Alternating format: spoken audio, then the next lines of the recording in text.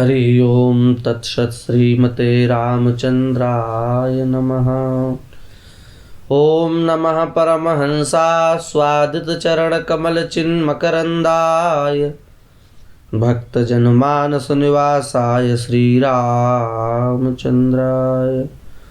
माता रामो मत्पिता रामचंद्र स्वामी रामो मत्सखा रामचंद्रः सर्वस्वं मे रामचंद्रो दयालुर्नान्यं जाने नैव जाने न जाने। श्री सीतानाथ समारंभां श्री रामानंदार्य मध्यमाम् अस्मदाचार्य पर्यन्तां वंदे श्री गुरु परंपराम्।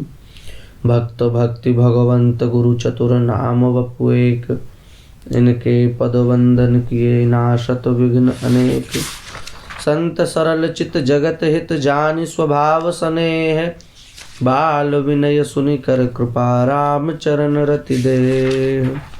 श्री वृंदावन बिहारी लाल की जय, श्री राधा रानी की जय, श्री यमुना रस रानी की जय। जय जय श्री राधे श्याम। भक्ति महारानी का अद्भुत एवं अनुपम श्रृंगार रस, उसकी चर्चा चल रही है। वस्तुतः भक्ति महारानी का स्वरूप एवं श्रृंगार दोनों विलक्षण है, और उसी की श्रृंखला में जब हम आगे की ओर बढ़ते हैं तो आभरण नाम हरि साधु सेवा कर्ण फूल, मानसी सुनथ संग अंजन बनाइए। ये बहुत गहरी बात है। आभरण नाम हरि की व्याख्या संक्षेप रूप में हो गई है। हरि साधु सेवा कर्ण फूल, आभरण नाम हरि यहां तक एक अंश है, और साधु सेवा कर्ण फूल ये दूसरा अंश है। साधु सेवा क्या है? कर्ण फूल है। भक्ति महारानी का जो श्रृंगार है, उस श्रृंगार में जो साधु सेवा है वो कर्ण फूल है। ये एक विशेष बात है, साधु सेवा कर्ण फूल। देखो, कर्ण फूल एक सौभाग्यवती स्त्री की विशेष सौभाग्य का चिन्ह है। कर्ण फूल मंदोदरी की जहां बात आई है, मंदोदरी की, वहां पर रावण के साथ मंदोदरी जब गीत संगीत का आनंद ले रही हैं, और राम जी ने जब बाण चलाया है तो उससे मंदोदरी के कर्ण फूल जो हैं वो गिर गए। मंदोदरी सोच और बसेऊ जब ते श्रवण पूर मही खसेऊ, गोस्वामी जी कह रहे हैं। मंदोदरी के कर्ण फूल में बाण लगा, और कर्ण फूल जब टूट गया तो मंदोदरी को बड़ी चिंता हुई। वो समझ गई कि अब हमारे सौभाग्य पर ये घातक चिन्ह लगा है। तो कहने का तात्पर्य यह है कि कर्ण फूल जो है वो सौभाग्य का प्रतीक है। और कर्ण फूल एक नहीं होता, कर्ण फूल दो होते हैं। एक कान का कर्ण फूल, एक बाएं कान का कर्ण फूल, दो कर्ण फूल होते हैं। एक होता है नहीं होता। तो उसी प्रकार से एक कर्ण फूल तो है साधु सेवा, और दूसरा कर्ण फूल है भगवान की सेवा। भक्ति महारानी की भी दो कर्ण फूल है। पहले कर्ण फूल का नाम है हरि सेवा, और दूसरे कर्ण फूल का नाम है साधु सेवा। कितनी प्यारी शैली है प्रियादास जी महाराज की। वे कह रहे हैं आभरण नाम हरि साधु सेवा कर्ण फूल। हरि का अन्वय नाम के साथ भी हो सकता है। आभरण नाम हरि, हरि का जो नाम है वो आभरण है। और आगे बढ़ाओगे तो आभरण नाम, आभरण क्या है? नाम है। और हरि साधु सेवा कर्ण फूल, हरि और साधु, भगवान और भक्त की सेवा ही कर्ण फूल है। इसलिए जितनी महत्ता दाएं कर्णफूल की है उतनी ही महत्ता बाएं कर्णफूल की है। बस इसमें एक ही बात है कि एक कर्णफूल प्रकट होता है और एक कर्णफूल गुप्त होता है। उसी प्रकार से भगवान की सेवा जो है वो पर्दे के भीतर की सेवा है और साधु संत भक्तों की जो सेवा है वो पर्दे से बाहर की सेवा है। भगवान और भक्तों की सेवा यही कर्णफूल है। वस्तुतः सच्चाई से देखा जाए तो सेवा की हमारे यहाँ बड़ी महिमा है। सेवा सुमिरन सावधान चरण राघव चित लाए। सेवा सुमिरन में जो सावधान है वही वस्तुतः सच्चा साधक है, जो सेवा भी करता है और स्मरण भी करता है। केवल सेवा में सावधान है, स्मरण में नहीं है तो भी काम नहीं चलेगा।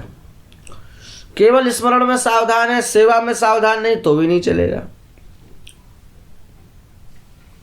सेवा में भी सावधान होना चाहिए, स्मरण में भी सावधान। सेवा सुमिरन सावधान। और श्री पृथु जी महाराज, श्री जयमल जी महाराज, श्री हरपाल जी महाराज, श्री त्रिलोचन जी महाराज, श्री सदाव्रती जी महाराज, इन सबके जो चरित्र हैं वो सेवा का सर्वोत्कृष्ट स्वरूप है। बड़े अद्भुत अद्भुत चरित्र हैं इन सबके। इसलिए भैया हरि साधु सेवा कर्णफूल, भगवान की सेवा भक्तों की सेवा ये भक्ति महारानी के कर्णफूल है। मानसी सुनथ, नथ होती है नाक में जिसको पहना जाता है, नासिका में जिसको धारण किया जाता है उसको क्या कहते हैं? नथ कहते हैं। और मानसी जो है वो नथ है। नथ कितनी सी होती है? हमें तो लगता है सौभाग्य चिन्हों में सबसे छोटी नथ की नथ ही होती है। कर्णफूल बड़े बड़े होते हैं, कुंडल भी बड़े बड़े होते हैं,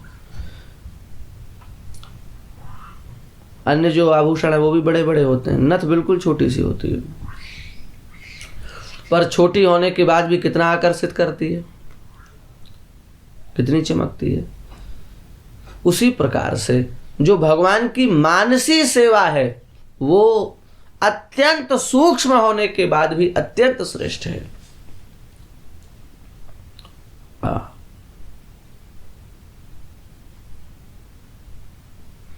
मानसी सेवा की बड़ी महिमा है। इसलिए जो भक्ति युक्त पुरुष होता है वो मानसी सेवा भी करता है। श्री अग्रदास जी महाराज, श्री नाभादास जी महाराज, इनके द्वारा रचित कई रचनाओं में मानसी पदों का वर्णन है, मानसी सेवा का वर्णन है, मानसी भोग विधि का वर्णन है। मानसी की बहुत महिमा है। मानसी में हम ठाकुर जी की सेवा करेंगे तो धीरे धीरे धीरे धीरे वही मानसी प्रत्यक्ष होकर के आ जाएगी। श्री रघुनाथ दास गोस्वामी जी के विषय में खीर का भोग लगाया ठाकुर जी को, मानसी में खीर का भोग लगाया और महाराज पाया उसको, मानसी में ही पाया, मानसी में ही लगाया और उसको पाने से नाड़ी बिगड़ गई। वैद्य जो थे वो भी बड़े भक्त थे। जब उन्होंने नाड़ी देखी तो पता चला कि बाबा ने आज मानसी में खीर खाई, उसका प्रभाव जो है वो प्रत्यक्ष में शरीर पर आ गया। तो कहने का तात्पर्य यह है कि मानसी में धीरे धीरे धीरे धीरे धीरे धीरे जब गाढ़ अनुराग हो जाता है तो मानसी प्रत्यक्ष हो जाती है। और मानसी सेवा की बड़ी महिमा है, उसमें किसी वस्तु की आवश्यकता है ही नहीं, बस आपका मन होना चाहिए, मन स्थिर होना चाहिए। मन को भगवान में लगा दो, पाद्य अर्घ्य आचमन दो, स्नान कराओ, वस्त्र उपवस्त्र यज्ञोपवीत आदि धारण कराओ, भोग लगाओ, नैवेद्य लगाओ, आरती करो, ये पूरी मानसी सेवा। तो ऐसी मानसी सेवा जो है वह सुनथ है, सुंदर नथ के समान है।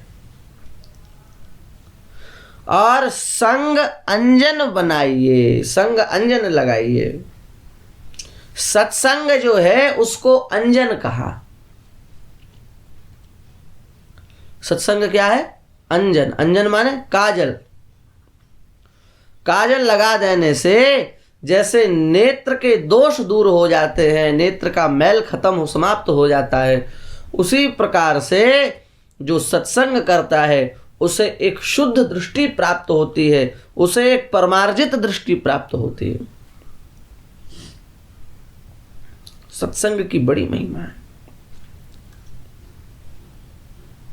मति की रति गति भूति भलाई, जब जिहि जतन जहाँ जिहि पाई, सो जानऊ सतसंग प्रभाऊ, लोकहु वेद न आन उपाऊ। ये सब सत्संग की महिमा है, इसलिए सत्संग करें।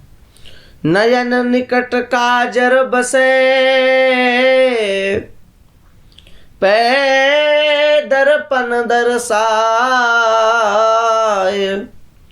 त्यों साधुन के संग बिनु, हरि छवि ही न लखाए। आपने काजल देखा है? आंखों के समीप में रहता है बिल्कुल, तो बिना शीशा के दिखता है? आंख के अत्यंत सन्निकृष्ट में रहने के बाद भी, अत्यंत सन्निकर्ष को प्राप्त करने के बाद भी वह काजल बिना शीशे के नहीं दिखता। उसी प्रकार से महाराज, जब तक साधु संग नहीं होगा, संत संग नहीं होगा, आचार्य रसिकों का संग नहीं होगा, तब तक भगवान के अत्यंत सन्निकट होने के बाद भी भगवान का अनुभव नहीं होगा। इसलिए भगवत रसिक रसिक की बातें रसिक बिना को समझ सके ना। भगवत रसिक जी महाराज कह रहे हैं कि जो रसिकों की बातें हैं वो बिना रसिक के कोई नहीं समझ सकता। रसिक का जब तक वह संग नहीं करेगा तब तक वह इस बात को नहीं समझ सकता। भगवान कह रहे हैं उद्धव जी से, यथा वरुंधे सत्संग सर्वसंगा पहो हिमाम। जिस प्रकार से मैं सत्संग के द्वारा वश में हो सकता हूं, उस प्रकार में अन्य दुनिया के किसी साधन से वश में नहीं हो सकता। नरोदयति माम योगो न सांख्यम धर्म उद्धव न स्वाध्याय तपस्त्यागो, यथा निष्ठापूर्तम न दक्षिणा व्रतान यज्ञश्छन्दांसि तीर्थानि नेमा यमा, यथा वरुंधे सत्संग सर्वसंगापहोहिमा। सत्संग के द्वारा मेरी जैसी प्राप्ति हो सकती है, वैसी प्राप्ति अन्य किसी सांसारिक साधन से नहीं हो सकती। इसलिए अंजन लगाइए।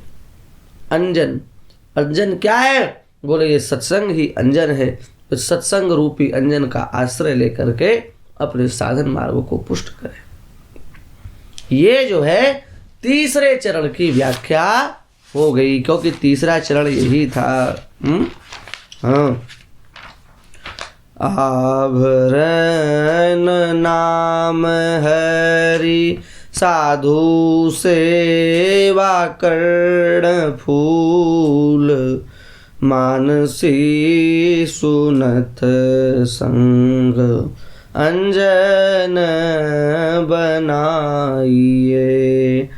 भक्ति महारानी को श्रृंगार चारु बेरी चाह, रहे जो निहार लहे लाल प्यारी गाइए।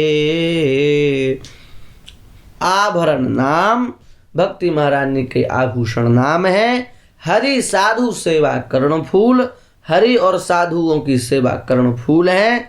मानसी सुनथ, मानसी ही सुंदर नथ है। और संग अंजन बनाइए। साधु संग संत संग ही अंजन है। जिससे विशुद्ध दृष्टि प्राप्त होती है। पर भैया साधु संग भी इतना जल्दी प्राप्त नहीं होता। संत विशुद्ध मिलहि परते हैं, चित वही राम कृपा करिजेहि। भगवान राम जिस पर अहेतु की कृपा करते हैं उसी को वस्तुतः संत संग की प्राप्ति होती है। ईमानदारी से संत संग का लाभ उसको मिलता है। बस हम लोग संत संग करते रहें, इसी भावना के साथ आज तीसरे पंक्ति की व्याख्या संक्षिप्त में पूर्ण हो गई। अब अंतिम जो चौथी पंक्ति की व्याख्या है उसको कल की चर्चा में पूर्ण कर देंगे। श्री वृंदावन बिहारी लाल की जय।